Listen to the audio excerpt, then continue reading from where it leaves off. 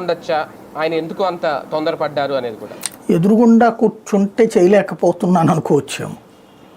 Number 1 అంటే convince చేసేస్తారా Jagan maybe. Number 2 వచ్చేటప్పటికి ఇంకొక కోణం కనబడుతున్నది, ఒత్తిడి పెరిగిపోయి కూడా ఉండొచ్చు.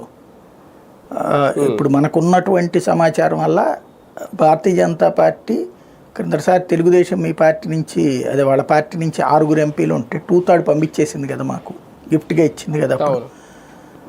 అందుకని తెలుగుదేశం జోలికి పోలా, వాళ్ళు ఓ రకంగా కాపాడారు వాళ్ళు చంద్రబాబు అనేది. జగన్కి ఫేవర్ చేస్తూనే తెలుగుదేశంతో కూడా శత్రుత్వం పెంచుకోలేదు. ఇటు వైసీపీని కూడా అట్లా ఇప్పుడు ప్రజెంట్ వాళ్ళకి 11 ఉంటే 2/3 అడిగారు, 8 మందిని అడిగారు అన్నటువంటిది ప్రధానంగా వినబడుతుంది. దానికి జగన్తో మాట్లాడే బాధ్యత విజయసాయిరెడ్డి తీసుకున్నారని, అందుకు జగన్ ఒప్పుకోలేదు అన్నటువంటి పాయింట్ వినబడుతుంది. అందువల్లనే దశల వారీగా రాజీనామాల కథ నడుస్తుంది. ఇప్పుడు ఆ రాజీనామాలది ఈ కాన్సెప్ట్లోకి టర్న్ అయిందనమాట. ఇప్పుడు 4 వెళ్ళిపోయినట్టు, ఇంకొక 4 కూడా వెళ్ళిపోతారు అన్నటువంటిది ప్రధానంగా వినబడుతున్నటువంటి మాట.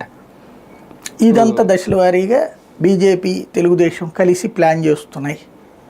అందులో 50-50 తీసుకుంటారు వాళ్ళు. 8లో 4 తెలుగుదేశానికి, 4 బీజేపీకి, టోటల్గా 8 మందిని లాక్కెళ్ళాలన్నటువంటిది వాళ్ళ ప్రయత్నం అన్నటువంటి మాట వినబడుతుంది అనమాట.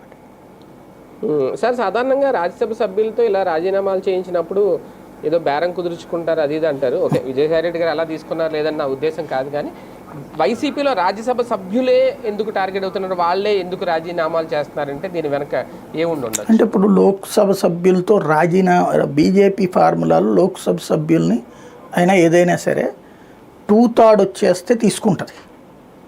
లేదు అనుకుంటే